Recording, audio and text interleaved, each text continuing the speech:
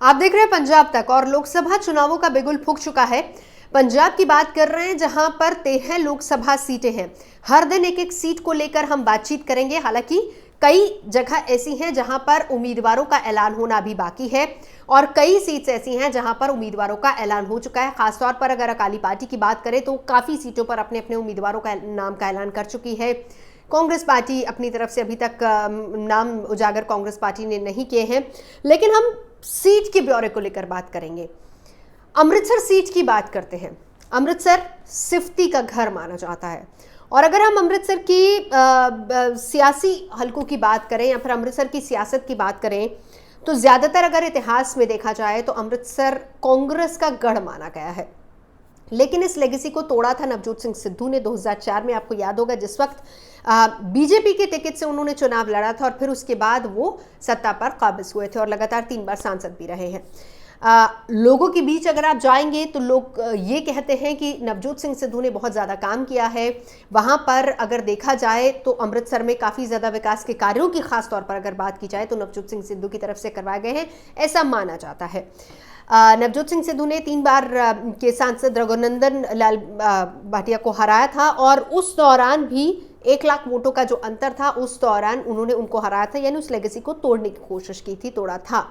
लेकिन 2014 में आपको याद होगा कि जिस चुनाव होना था तब अमृतसर सीट से अरुण जेटली को खड़ा किया गया था। सिद्धू की वो सीट थी लेकिन अरुण जेटली को मैदान में उतारा गया था और अरुण जेटली के खिलाफ कैप्टन अमरिंदर सिंह ने चुनाव लड़ा था जिसमें जीत कैप्टन अमरिंदर सिंह की हुई थी।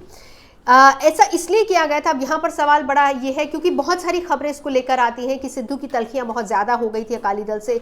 ये एक कारण था कि अरुण जेटली को वहाँ से उतारा गया, या फिर लोकप्रियता कम हो गई थी, ये भी एक कारण था, या अरुण जेटली को वहाँ से चुनाव लड़वाना था, ये भी एक कारण था। ये तमाम कारण थे। लेकिन नतीजा ये हुआ कि उसके बाद जब विधानसभा चुनाव हुए 2017 की अगर बात करें तो वहाँ पर नवजोत सिंह सिद्धू ने अपनी पार्टी ही बदल ली। खबरें तब ये भी आ रही थी कि वो आम आदमी पार्टी में जाएंगे, फिर खबर आई कि वो कांग्रेस में जाएंगे, फिर खबर ये भी आई कि आम आदमी पार्टी उनको मुख्यमंत्री के तौर पर प्रोजेक्ट कर सकती है। तो ये तमाम कयासों के बीच फिलहाल अगर बात की जाए तो नवजोत सिंह सिद्धू कांग्रेस में है और इस वक्त स्टेट मिनिस्टर भी हैं नवजोत सिंह सिद्धू।